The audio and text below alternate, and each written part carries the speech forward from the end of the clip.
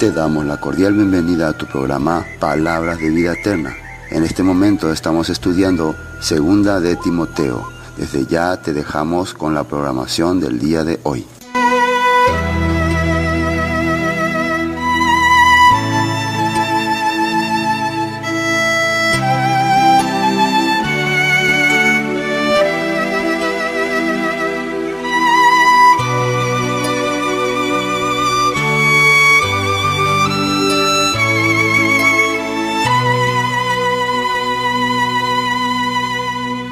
Segunda epístola del apóstol San Pablo a Timoteo. Segunda Timoteo 1. Pablo, apóstol de Jesucristo por la voluntad de Dios, según la promesa de la vida que es en Cristo Jesús, a Timoteo. Amado Hijo, gracia, misericordia y paz de Dios Padre y de Jesucristo nuestro Señor. Doy gracias a Dios, al cual sirvo desde mis mayores, con limpia conciencia, de que sin cesar me acuerdo de ti en mis oraciones, noche y día. Al acordarme de tus lágrimas, siento deseo de verte, para llenarme de gozo, trayendo a la memoria la fe no fingida que hay en ti, la cual habitó primero en tu abuela Loida y en tu madre Eunice, y estoy seguro que en ti también. Por eso te aconsejo que avives el fuego del don de Dios que está en ti, por la imposición de mis manos. Porque no nos ha dado Dios espíritu de cobardía, sino de poder, de amor y de dominio propio. Por tanto, no te avergüences de dar testimonio de nuestro Señor, ni de mí, preso suyo, sino participa de las aflicciones por el Evangelio según el poder de Dios. Él nos salvó y llamó con llamamiento santo, no conforme a nuestras obras, sino según el propósito suyo y la gracia que nos fue dada en Cristo Jesús antes de los tiempos de los siglos, pero que ahora ha sido manifestada por la aparición de nuestro Salvador Jesucristo, el cual quitó la muerte y sacó a luz la vida y la inmortalidad por el Evangelio. De este Evangelio yo fui constituido predicador, apóstol y maestro de los gentiles, por lo cual asimismo padezco esto. Pero no me avergüenzo, porque yo sé a quién he creído, y estoy seguro de que es poderoso para guardar mi depósito para aquel día. Retén la forma de las sanas palabras que de mí oíste, en la fe y amor que es en Cristo Jesús. Guarda el buen depósito por el Espíritu Santo que mora en nosotros. Ya sabes que me abandonaron todos los que están en Asia, entre ellos Figelo y Hermógenes. Tenga el Señor misericordia de la casa de Onesíforo, porque muchas veces me confortó y no se avergonzó de mis cadenas, sino que cuando estuvo en Roma me buscó solícitamente y me halló. Concédale el Señor que haya misericordia cerca del Señor en aquel día. Y cuánto nos ayudó en Éfeso, tú lo sabes mejor. Hoy vamos a comenzar estudiando la carta, la segunda epístola del apóstol Pablo a Timoteo. Y algunos dicen que es las últimas palabras del apóstol Pablo que él escribió, ¿no? La última carta. Y él ya sabía que iba a ser sentenciado a muerte. Él ya ya estaba esperando ya su juicio. El apóstol Pablo estuvo preso en Roma. 2 veces él fue encarcelado. La primera vez fue acusado por sedición y herejía. La herejía no era considerado un delito. La herejía contra el judaísmo no era considerado un delito en Roma. Pero la sedición sí. Pero estando ahí un tiempo, como 2 años dice, que él vivió, y no le consideraron tan culpable.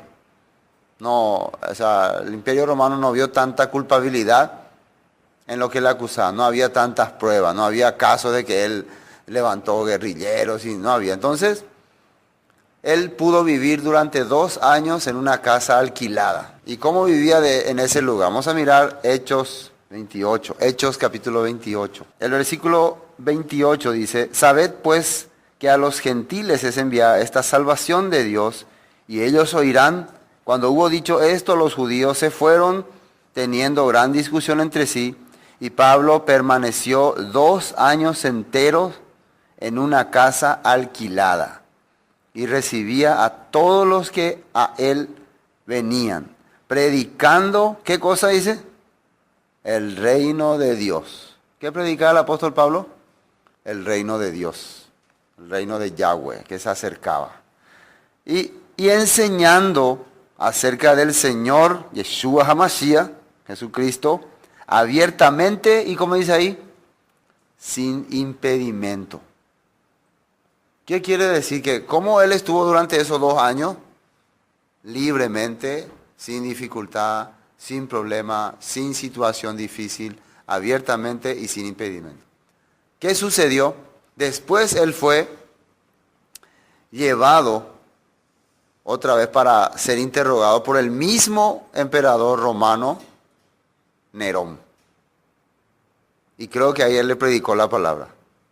Ya en el imperio había muchos soldados que estuvieron con el apóstol Pablo que se habían convertido.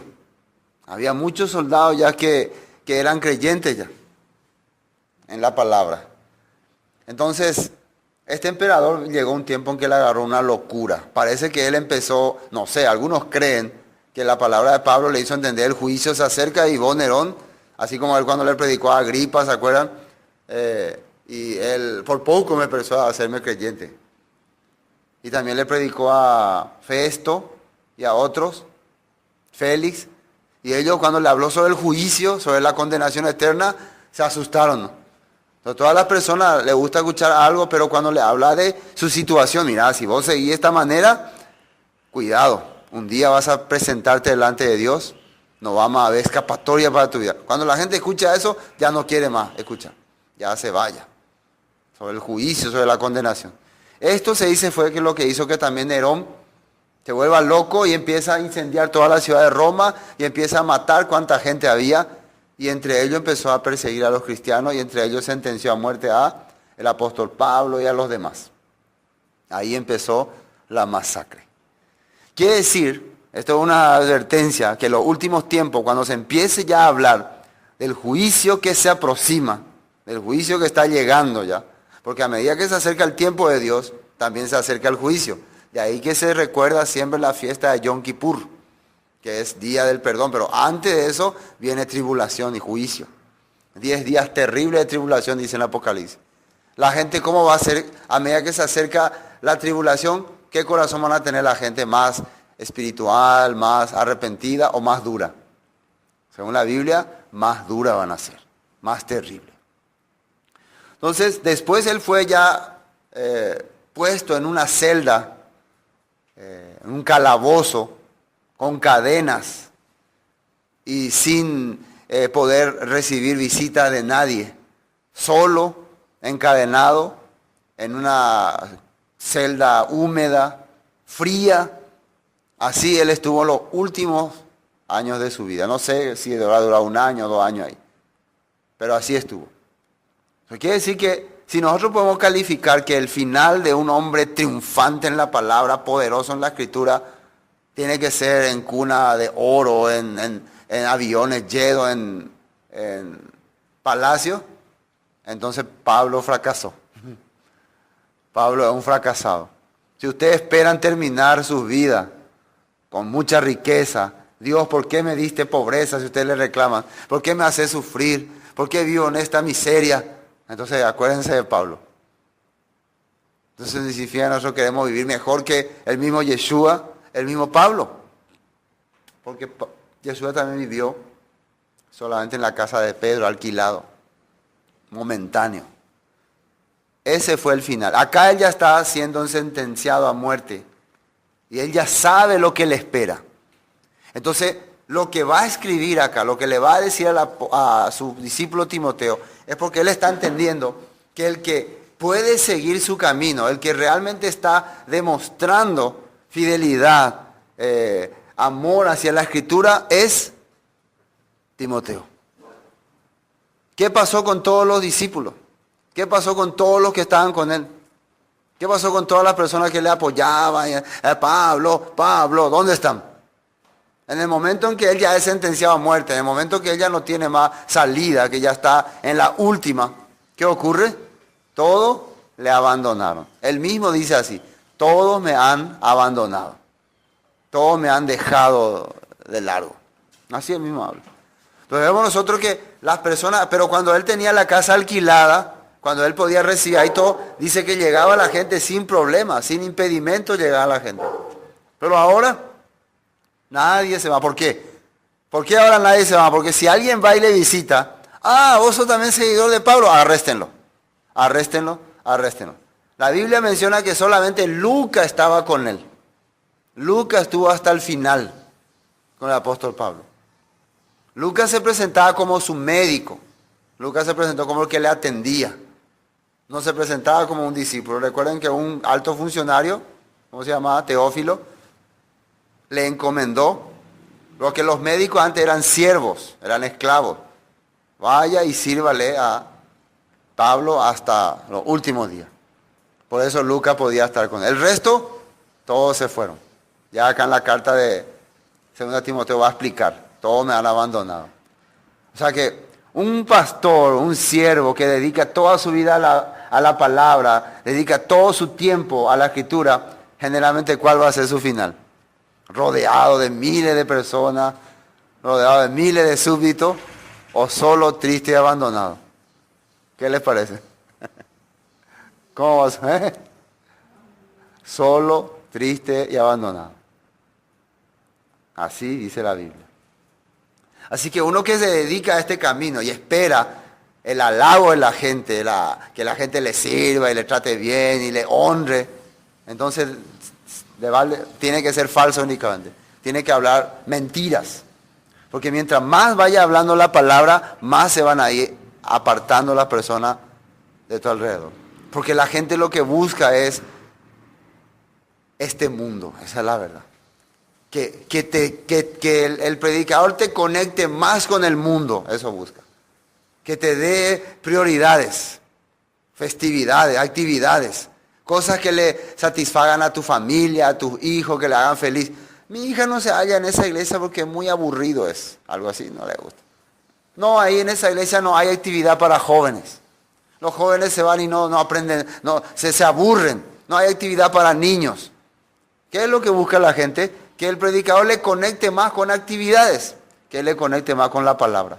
Entonces, ¿creen ustedes que esa clase de predicador va a tener muchos seguidores? Poco a poco se va a ir quedando solo.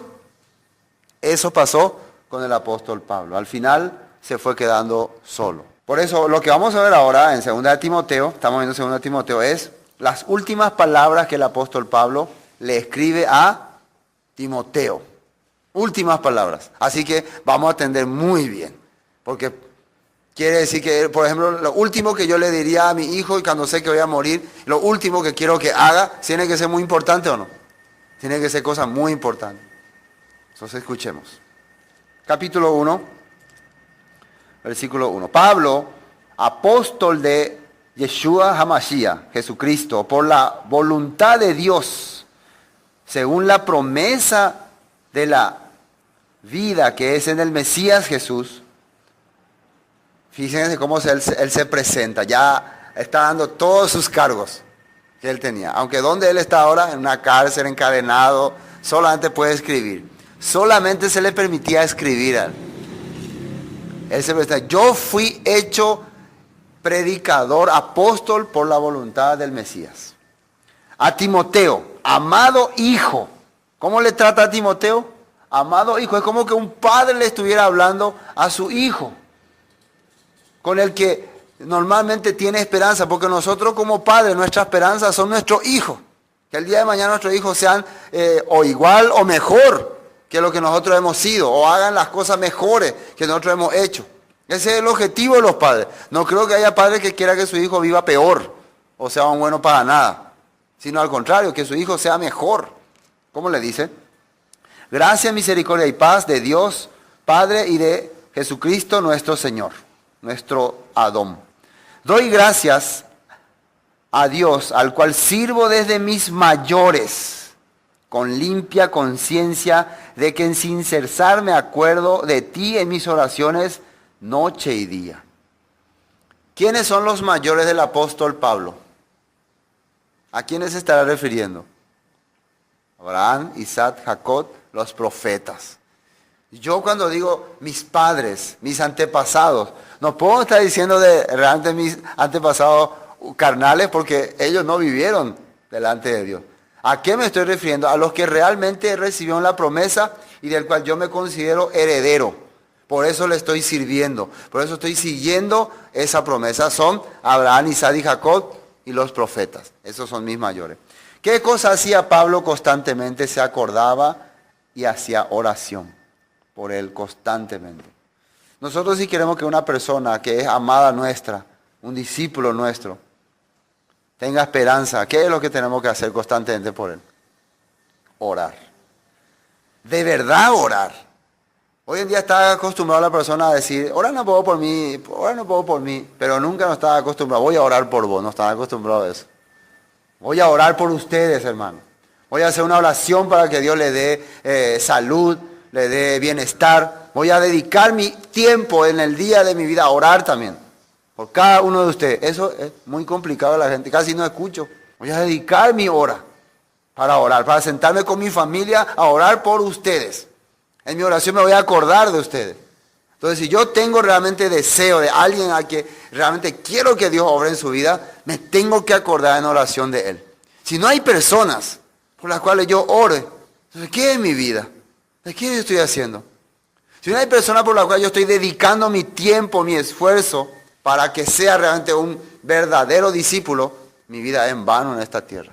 ¿Hay alguna persona a la que yo estoy dedicando tiempo, esperanza, para que cuando yo no esté, siga este camino?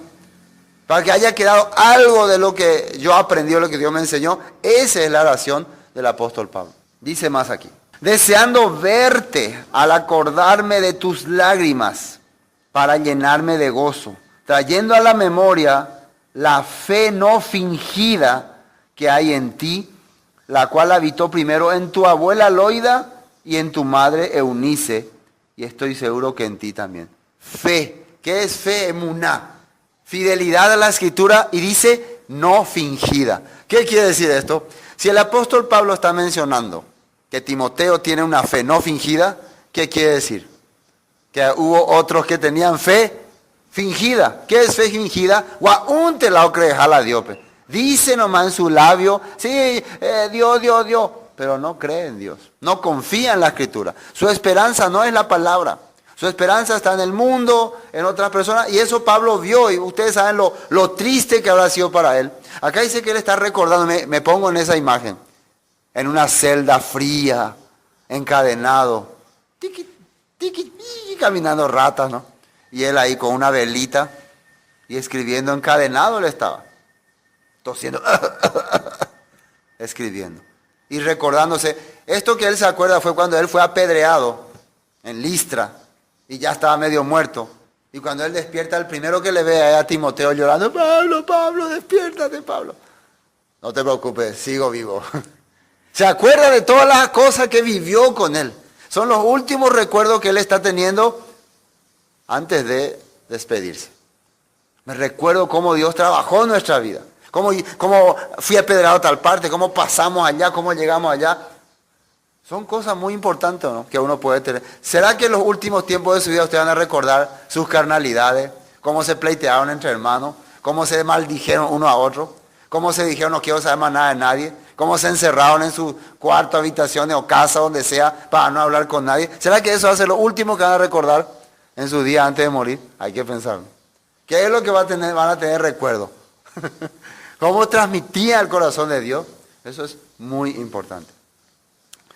Y después también le habla de la fe no fingida que habitó primero en tu abuela Loida y en tu madre Eunice, porque si Timoteo es fiel seguidor de la Escritura, es gracias a la dedicación que su abuela judía le enseñaba cuando él era su nieto. Porque ustedes recuerdan que papá de Timoteo era griego. Entonces a un griego no le gusta la Escritura, no le gusta la palabra. Pero se dice que cuando se iba a visitarle a la abuela, que era judía, ella le enseñaba la Escritura. Hijo, tenés que aprender la Escritura, le mostraba ahí. Entonces Timoteo desde niño, desde su niñez, aprendía la Escritura. Las Sagradas Escrituras, las cuales más adelante vamos a leer esa parte también. Entonces, ¿quién le empezó a enseñar la palabra? Su abuela. La abuela le transmitía la escritura. De ahí que es muy importante nosotros cuando vayamos creciendo, que la familia que vayamos conformando sean personas que podamos saber que van a aprender la escritura. Por ejemplo, si ustedes logran un día comprometerse con alguien, porque le agradó muy bien esa persona, o chico o chica, pero la familia de esa persona es una familia desordenada, corrompida, terrible, ustedes tienen que saber que sí o sí un día cuando tengan hijos, tienen que enviarle a la abuela, tienen que enviarle al abuelo. Y si los abuelos son adoradores de dioses, ¿qué es lo que le van a transmitir a sus nietos? La misma cosa. Por eso es muy importante, entonces, desde ahí se tiene que enfocar uno. Desde que cuando yo me case con fulano, mis hijos, cuando vayan a la casa de su abuelo, estoy seguro que van a aprender la palabra de Dios o no. Así tengo que pensar. Bien, todo lo que ya tiene que calcular uno para hacer su vida. Si no calcula esas cosas, después su vida va a ser un caos, un desastre. Por eso uno tiene que calcular todos estos puntos. Y que está complicado este asunto. Por eso uno tiene que hacer el ambiente. Si yo me dedico, no, yo no le voy a nunca, no voy a casarme con un... Si yo no digo así, pero todo el mundo está incrédulo, ¿qué clase? Nosotros tenemos que preparar entonces el ambiente, conformar la comunidad, compartir, porque lo que nosotros estamos haciendo es creando un mini país dentro de otro, un mini gobierno, donde estén personas apartadas de este sistema. Pero si yo cada día me uno más al sistema, al contrario, me separo de los hermanos creyentes y me voy más con el del mundo, ¿qué futuro estoy preparando para mi hijo? ¿Qué medio le estoy preparando? ¿Con qué tipo de gente van a confrontarse? Hay que pensar. Bueno, entonces vemos que la abuela y la mamá tenían fe y les enseñaban la palabra a Timoteo. Por eso Timoteo es fiel en la escritura. Después, por lo cual te aconsejo que avives el fuego del don de Dios que está en ti por la imposición de mis manos. Pablo hizo imposición de manos en Timoteo, ¿no? ¿Qué representa la imposición de las manos? ¿Qué significa? Cuando yo le hago imposición de la mano a alguien, quiere decir que yo le estoy nombrando a esa persona o poniendo a esa persona el espíritu que yo tengo, quiero que él tenga también. No es que le estoy haciendo mi secretario privado. Quiero darle mi espíritu. ¿Y a qué se refiere espíritu? Mi ser. Quiero que viva también así. Eso es la imposición de mano. Hoy en día en las iglesias normalmente la imposición de mano es como le voy a nombrar a uno de mis secretarios más. Por ejemplo, yo le hago imposición de mano, ustedes son mi súbdito, mi secretario privado. No, yo estoy haciendo una persona que predique así como yo prediqué, como viví. Si es posible, mejor. ¿De dónde sacó otra vez el apóstol Pablo esta enseñanza? ¿Se la sacó de las mangas? ¿O había algún texto que hablaba de eso? De la Torá. Como siempre, Pablo nunca abolió la Torá como los pastores de esta época.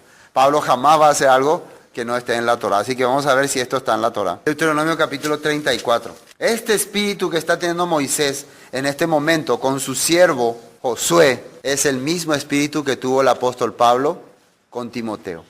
¿Qué estaba a punto de ocurrirle a Moisés? Estaba a punto de morir.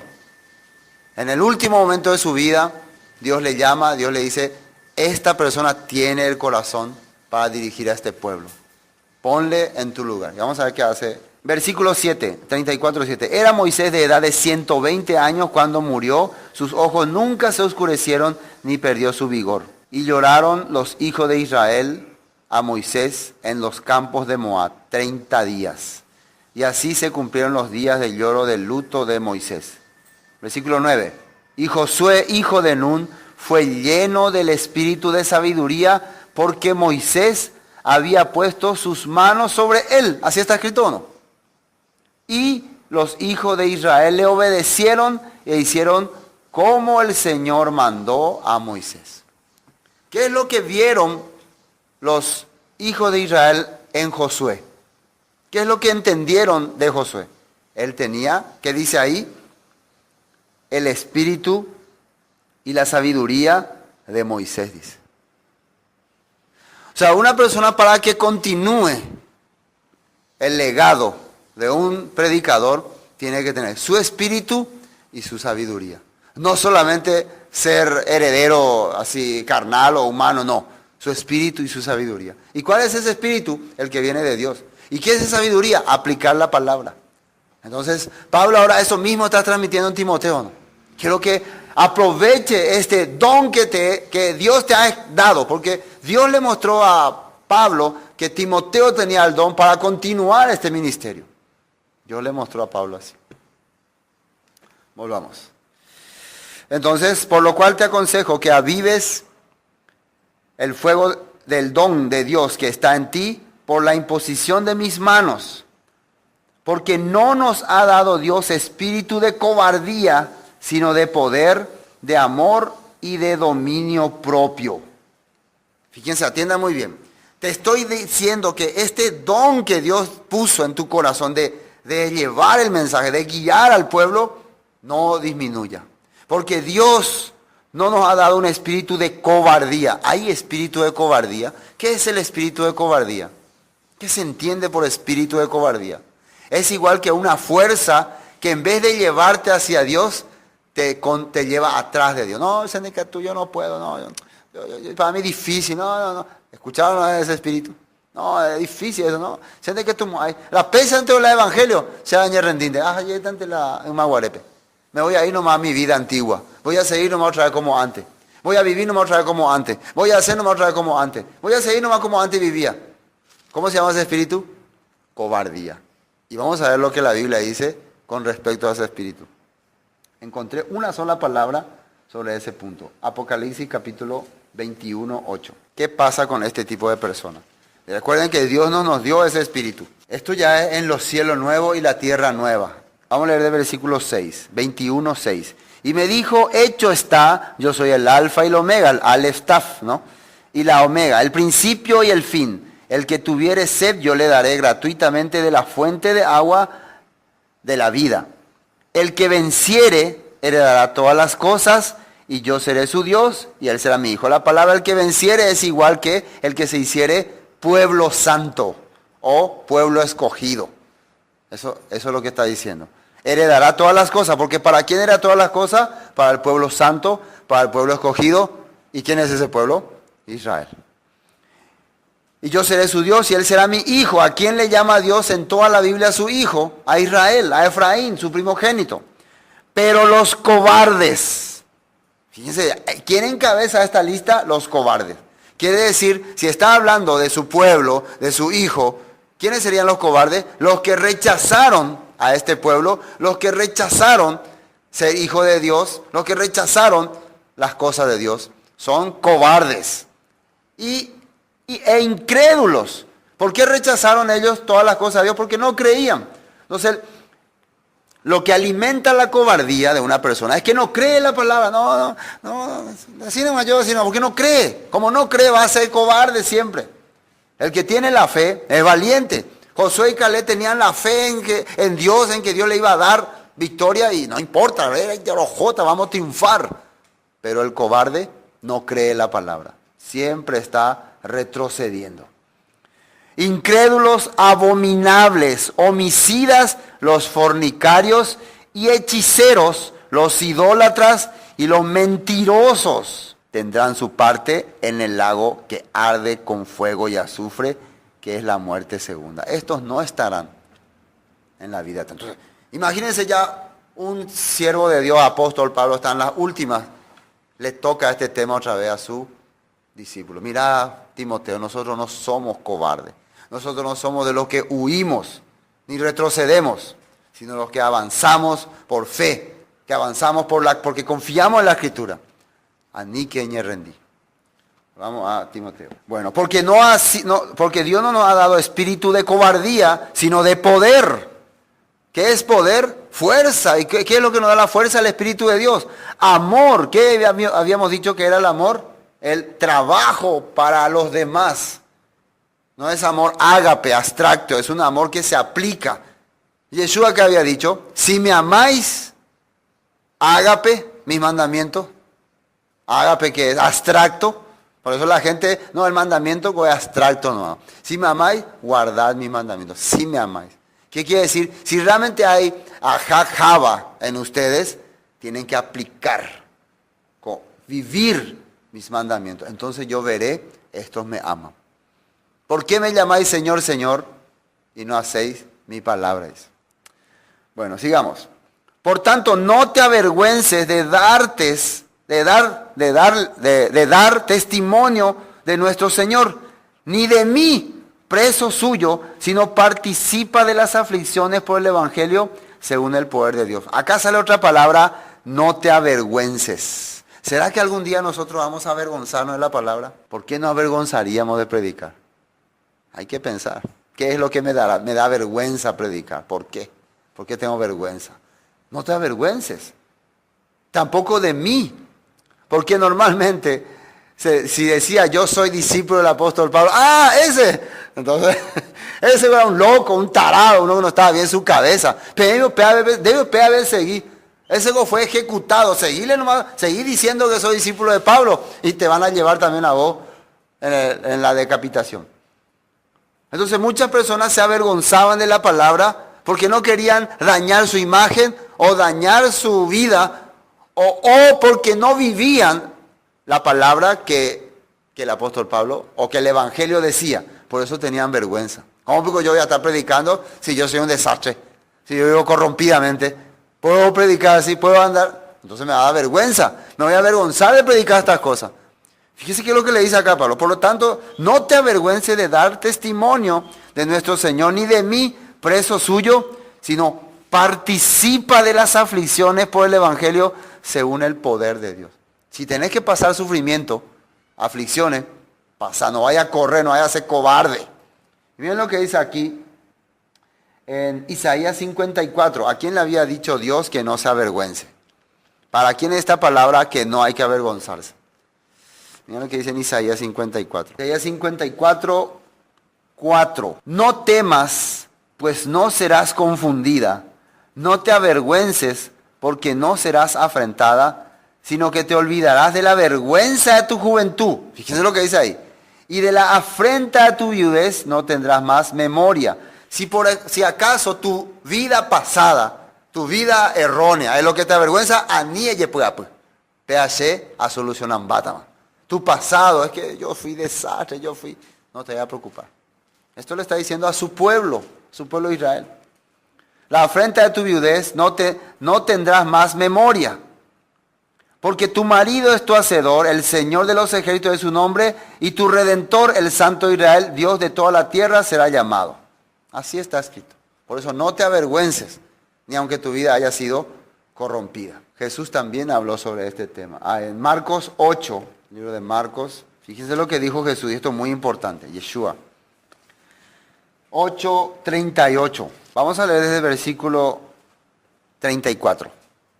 8:34. Marcos 8:34. Y llamando a la gente y a sus discípulos, les dijo, si alguno quiere venir en pos de mí, o sea, que si alguno quiere caminar siguiéndome, niéguese a sí mismo y tome su cruz y sígame. Aquí la palabra cruz quiere decir sacrifique su vida. Eso quiere decir. Ustedes escucharon el dicho, lo barato sale caro. Lo barato sale caro. ¿Cuándo se aplica? ¿Ya usaron alguna vez ese dicho? Por ejemplo, van a comprar una heladera y había uno que salía caro y otro salía barato. Oye, ese va barato, ese 300,000 menos. Y compran. Y a los 20 días o a un mes, a los 2 meses ya funciona todo mal. O ya se descompone y tienen que mandar a arreglar y mandar a arreglar y mandar a arreglar. Y ahí se cumple el dicho que lo barato sale caro. O compran un auto más barato que el otro, pero cada semana le llevan el taller. Ahí se aplica también el dicho lo barato sale caro. ¿Ustedes qué creen que es esta salvación? ¿Tiene que salirle barato o tiene que salirle caro? ¿Cómo quieren que le salga la salvación? Barato, ¿no?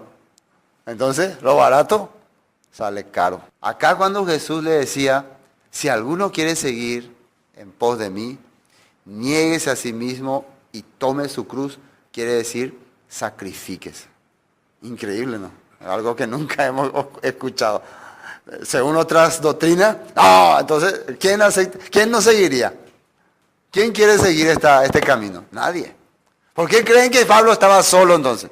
Usted piensa que si Pablo predicaba, todo hay que creer nomás, todo hay que seguir todo normal, hay que vivir la vida tranquila, usted en su casa iba a quedarse sin seguidores, lleno de seguidores iba a estar. ¿Por qué creen que Nerón ya le condenó a muerte? Porque ¿qué escuchó? El juicio escuchó.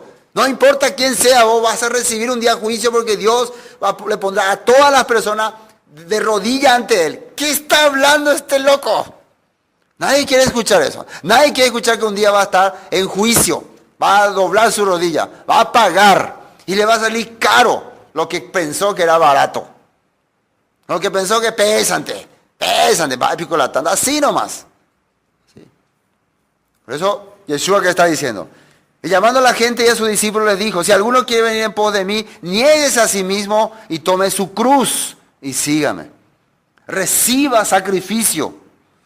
Porque todo el que quiera salvar su vida, fíjense que dice salvar su vida. ¿De qué uno quiere salvar su vida? Porque no quiere sacrificarse, no quiere pasar dificultades. No que hace frío, no que hace calor, no que es lejos, no que no tengo dinero, no que me duele. No quiere pasar sacrificio por seguirle a Yeshua.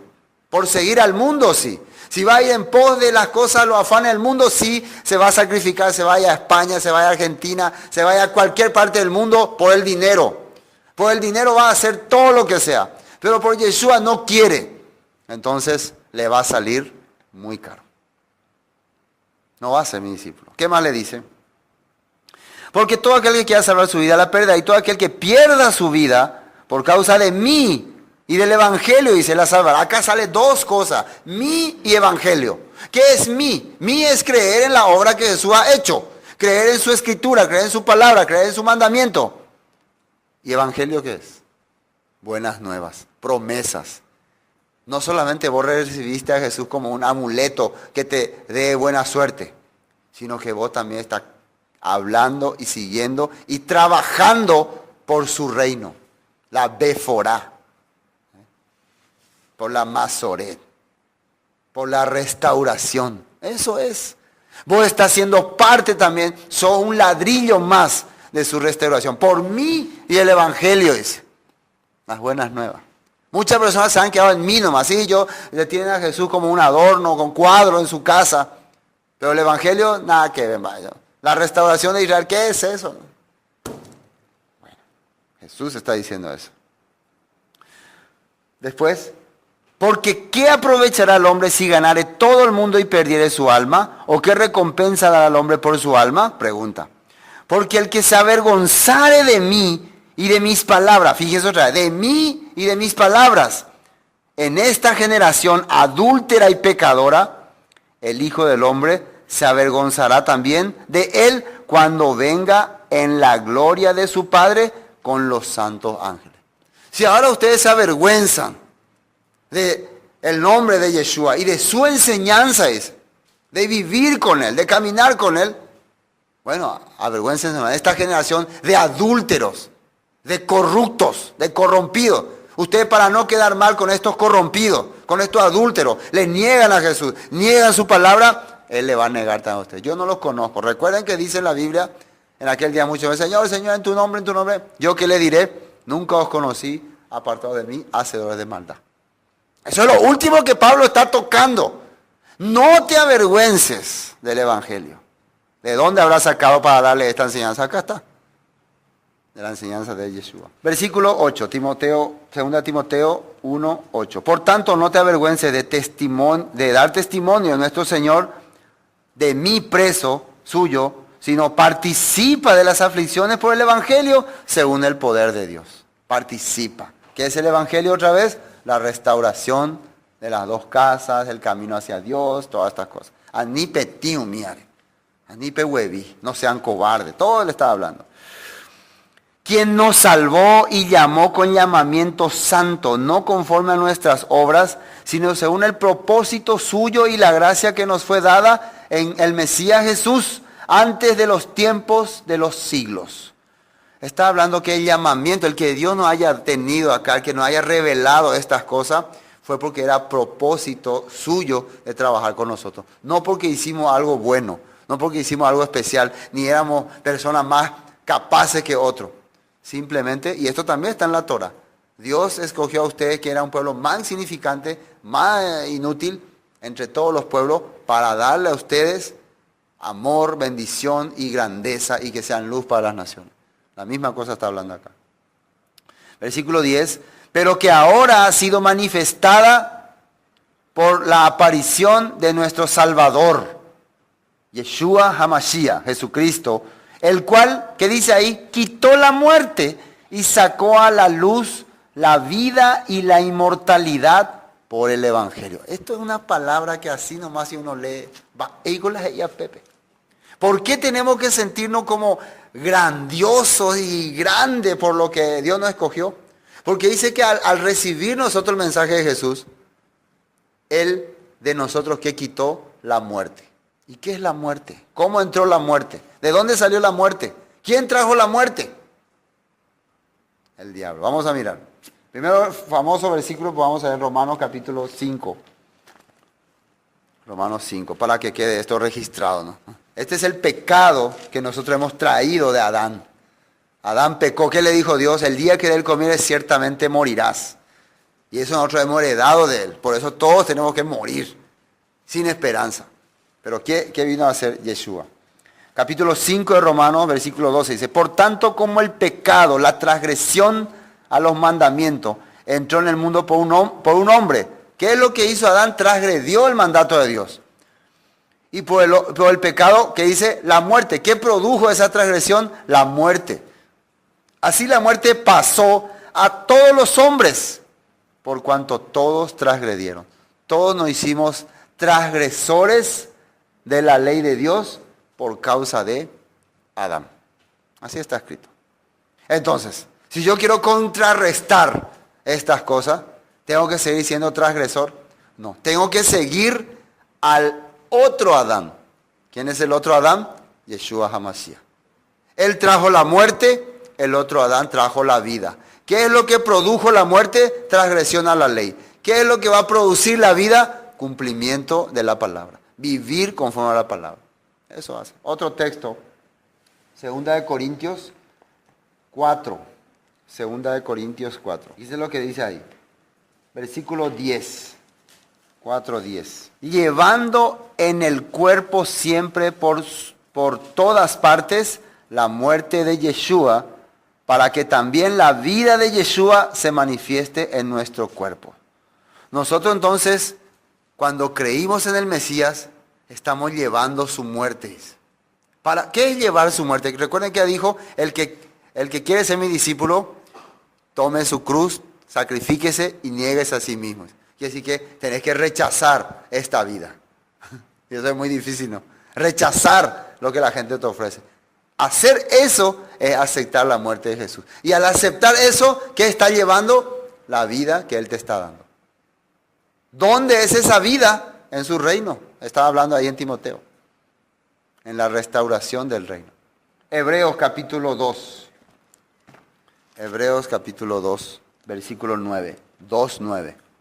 Pero vemos que aquel que fue hecho un poco menor que los ángeles, a Yeshua Jesús, coronado de gloria y de honra a causa del padecimiento de la muerte, para que por la gracia de Dios gustase la muerte por todos. Dios entonces a alguien que tenía más poder, que era más principal, le hizo un poco menor que los ángeles. ¿En qué sentido le hizo menor? Le dio un cuerpo mortal.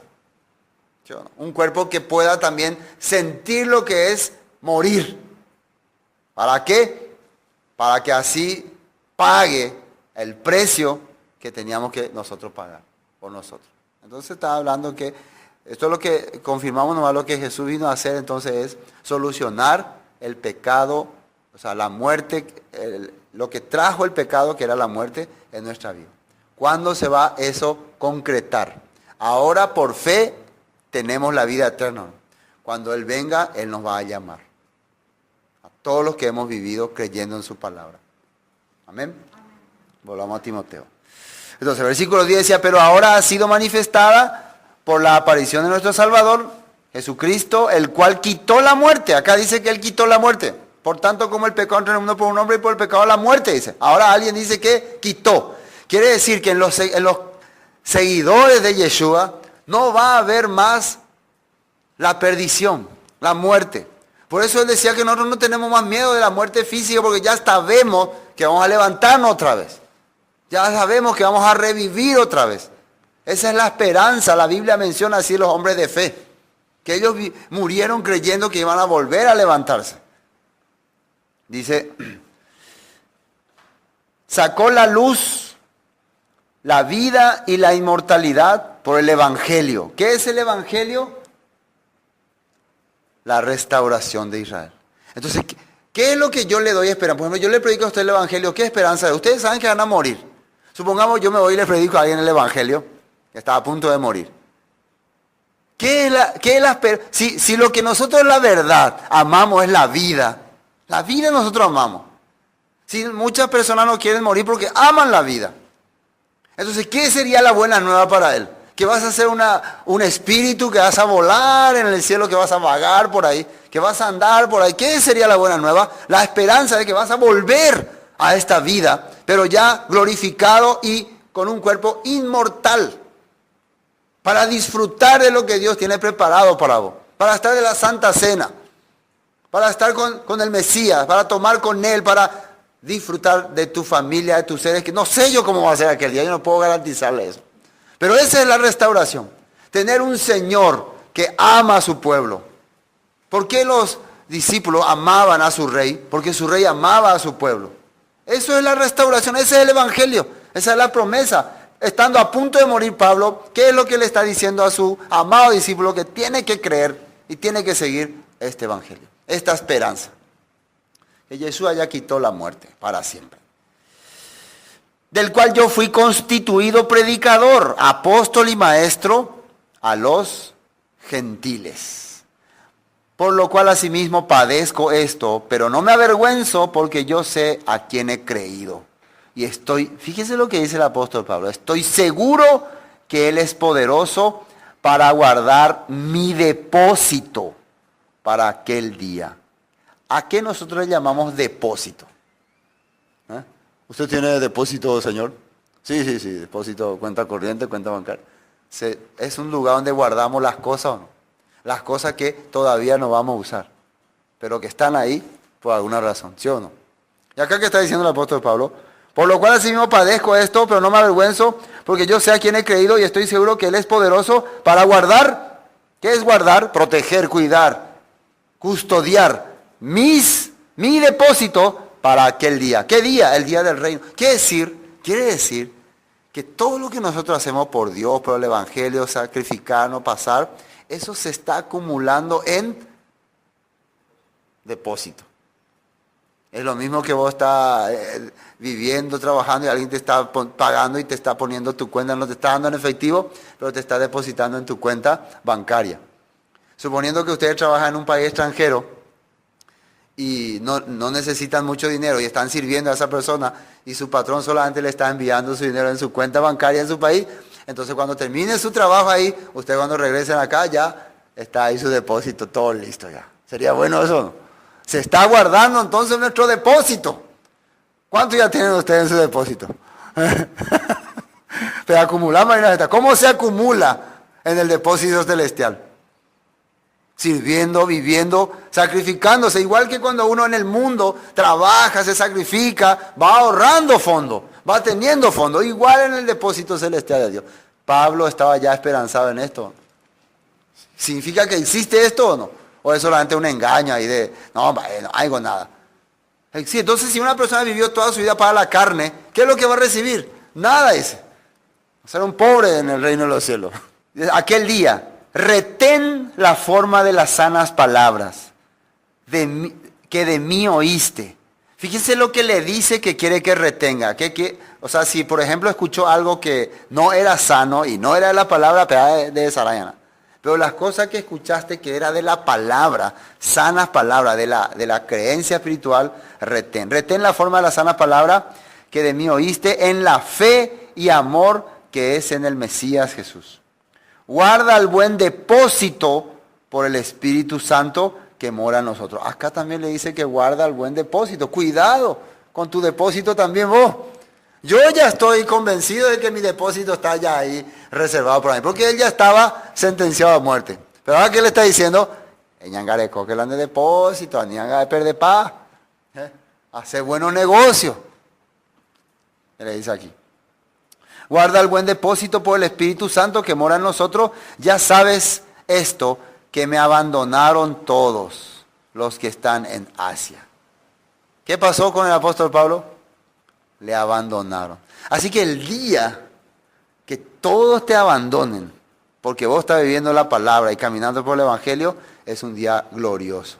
Ahora si te abandonan por carnal, por pecador, por sinvergüenza, por ladrón, ahí tenés que lamentarte un poco. Porque si te abandonan porque vos estás caminando el camino de Dios, está enseñando la palabra, está transmitiendo el corazón de Dios a las demás personas, ese significa que se te está reservando tu depósito. ¿Ustedes por qué quieren que se le abandone? ¿Por argelado? No, pero ya gente ya donde museo. Entonces, no. ¿Por qué le abandonaron a Pablo? Porque la gente no quería caminar en pos de Dios. Ya sabes cómo esto que me abandonaron todos los que están en Asia, de las cuales son Fígelo y Hermógenes. Tenga el Señor misericordia de la casa de Onesíforo, porque muchas veces me confortó y no se avergonzó de mis cadenas. Fíjense que también se acuerda de una persona que en la situación difícil, cuando Pablo estaba preso, venía y le visitaba y le ayudaba, cuando nadie quería más. Todos los que fueron discípulos, todos se fueron, todos le dejaron. Pero hay alguien que ahí en la peor situación no le abandonó. Vamos a seguirte, vamos a continuar. Jatan en día. Le agradece Pablo. Onesíforo, porque muchas veces me confortó y no se avergonzó de mis cadenas, sino que cuando estuvo en Roma me buscó solícitamente y me halló. Fue a visitarle, dice. Concédale el Señor que halle misericordia cerca del Señor en aquel día y cuando nos ayudó en Éfeso, tú lo sabes mejor. Vemos que esto es una carta. Nosotros no tenemos derecho de leer las cartas del apóstol Pablo a su amigo Onésimo, ¿no? Timoteo. Estas cartas no fueron enviadas para que se lean en la iglesia.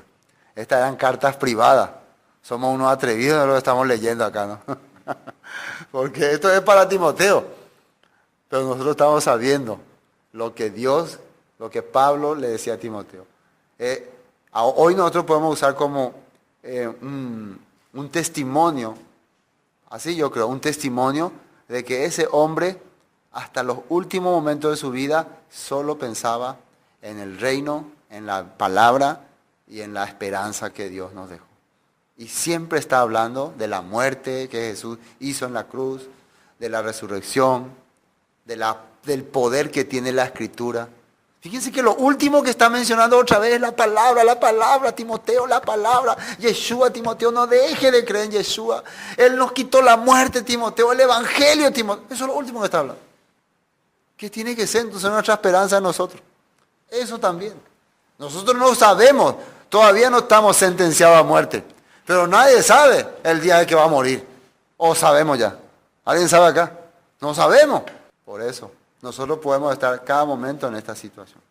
Bueno, así comenzamos este primer capítulo de 2 Timoteo. El próximo martes, entonces, un buen soldado de Jesucristo.